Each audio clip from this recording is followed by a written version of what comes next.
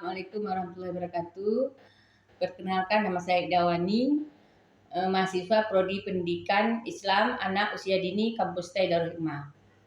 Pada kesempatan kali ini saya akan mempresentasikan satu jurnal yang berkaitan dengan tugas yang berjudul Perkembangan Otak Anak menurut Al-Quran dalam surat Yasin ayat 67, yang merupakan tugas dari mata kuliah Metode Perkembangan Kognitif Anak Usia Dini dengan dosen pengampu Ibu Ropisa MPD. Langsung saja pada presentasi yang akan saya sampaikan, yaitu perkembangan otak anak menurut Al-Quran dalam surat Yasin ayat 67. Dalam surat Yasin ayat 67 adalah salah satu surah dalam Al-Quran yang memiliki makna mendalam dan relevan dengan berbagai aspek kehidupan.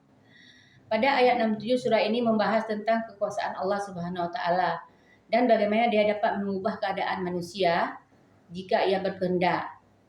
Dalam konteks ini, ayat 67 merefleksikan bagi kita untuk memahami kekuasaan Allah Subhanahu wa taala dan mengambil hikmahnya dalam berbagai aspek kehidupan, termasuk pendidikan dan perkembangan anak usia dini.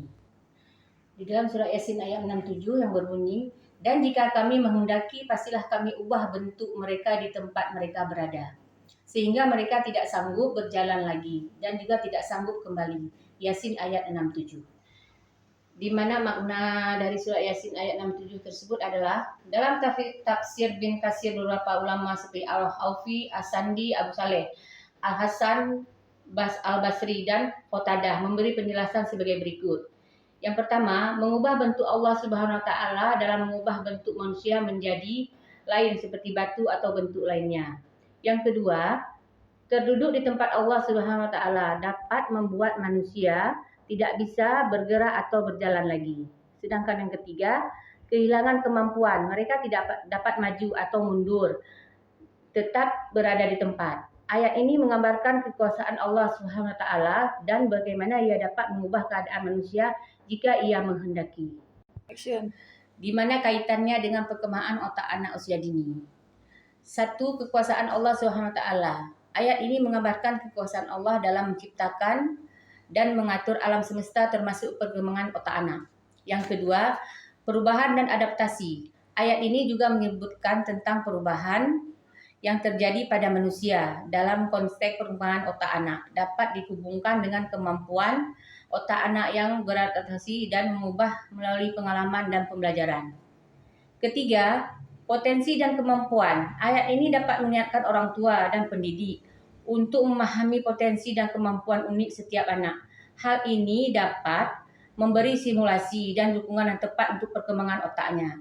Sedangkan yang keempat, keterlibatan orang tua dan pendidik.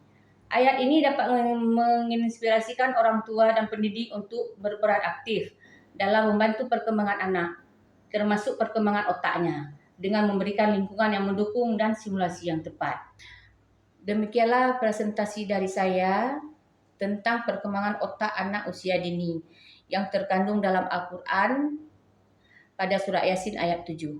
Semoga bermanfaat kepada kita seorang pendidik dan untuk orang tua anak murid. Wabillahi taufiq hidayah. Assalamualaikum warahmatullahi wabarakatuh. Dan terima kasih.